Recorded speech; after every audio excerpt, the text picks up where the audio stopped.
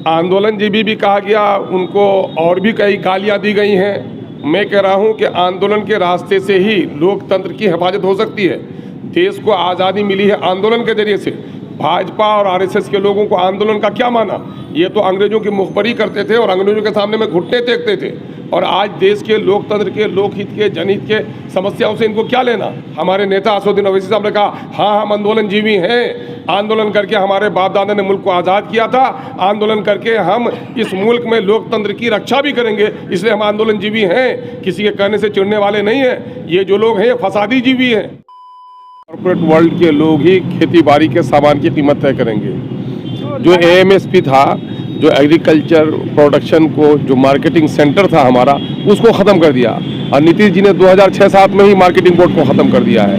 इन लोगों की मिली जुली साजिश है कि किसानों को गुलाम बना लिया जाए, अपने खेतों में मजदूर बन करके रहे, और कंपनियां जो आवश्यक वस्तु अधिनियम था उसमें भी इन चीज़ों की जो होर्डिंग होकर ये कीमत बढ़ाने का मामला होता था, दाल, चावल, प्याज, आलू, ये आदमी स्टॉक करके क्राइसिस क्रिएट नहीं कर सकता है। इस पर पहले पाबंदी थी, अब इस पर से भी पाबंदी हटा लिया है। कंपनियां जब चाहेंगी इन आवश्यक वस्तुओं को खरीद कर इकट्ठा कर लेंगी और मनचाहे कीमत पर बेचेंगी, और उधर एग्रीमेंट कर लेंगी। किसानों को ऐसी बीज, ऐसी दवाइयां दी जाएंगी कि किसान मजबूर हो जाएगा कंपनी द्वारा खेती करने के लिए। ऐसे वक्त में गोया किसान अपने खेत में मजदूर और गुलाम बनकर रह जाएगा, कंपनियों की बालादस्ती होगी और आम जो उपभोक्ता है उनको भी परेशानी होगी। इसलिए इस काले कानून के खिलाफ पंजाब और हरियाणा के लोग उठे, मैं उनको बधाई देता हूँ। सिंधु बॉर्डर पर जो कुछ कर रहे हैं, लगभग 150-200 लोगों ने बलिदान दी है, और ये निकम्मी, बेशरम, बहरी, गोंगी, सबका साथ सबका विकास का नारा देने वाली, किसानों का सत्यानाश करने वाली सरकार है। उसके खिलाफ एमआईएम ने शुरू से लड़ाई लड़ी है।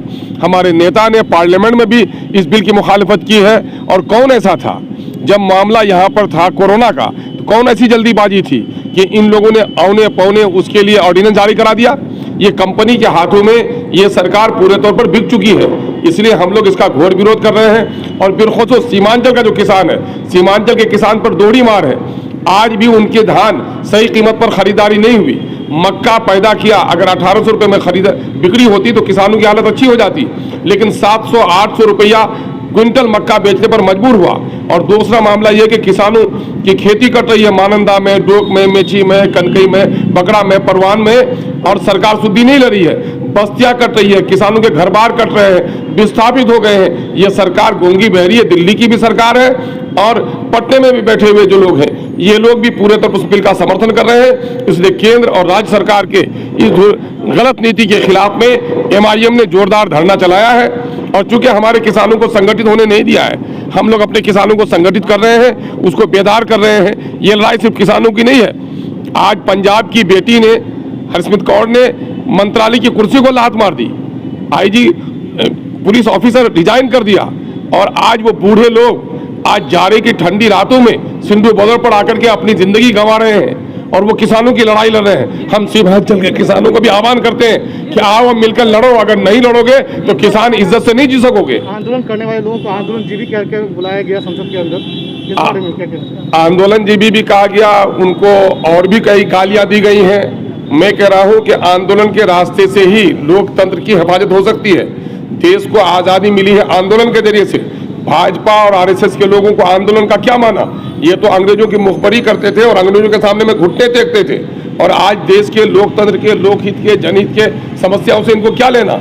आज लोग ऑफिसों में परेशान हैं, किसानों की हालत खराब है, और कह रहे हैं आंदोलनजीवी है। हमारे नेता असदुद्दीन ओवैसी साहब ने कहा, हाँ हम आंदोलनजीवी हैं, आंदोलन करके हमारे बाप दादा ने मुल्क को आज़ाद किया था, आंदोलन करके हम इस मुल्क में लोकतंत्र की रक्षा भी करेंगे, इसलिए हम आंदोलनजीवी हैं। किसी के कहने से चिढ़ने वाले नहीं हैं। ये जो लोग हैं फसादी जीवी हैं, ये नफरत के जीवी हैं, ये लोग सांप्रदायिक जीवी हैं जो लोग इस तरह की बात करते हैं। आगे की रणनीति मिलकर बैठकर हम लोग तय करेंगे। जो रणनीति होगी उस रणनीति में हम लोग बिल्कुल अग्रणी भूमिका निभाएंगे। आज किशनगंज में दूसरी पार्टियां आगे नहीं बढ़ पा रही हैं, लेकिन हमारा मामला सड़क के बंदी में भी हम थे। सबसे पहले धरना प्रदर्शन शुरू में भी हमारी पार्टी ने किया, आज भी हम हैं। हम लोगों से कहते भी हैं कि जो लोग केंद्र सरकार के इस गलत काले कानून के मुखालिफ हो, आओ मिलकर बैठो। किसान किसी एक पार्टी का किसान नहीं है, किसान का बेटा, और किसान जो अन्नदाता है वो सबको खाना खिलाता है। तो सबको ही मिलकर उसका साथ दो। हम लोग उस आंदोलन का आज वहाँ पर हम लोगों ने आज प्रदर्शन किया है। फिर आगे चरणबद्ध तौर पर हम लोग प्रदर्शन करने का फैसला करेंगे।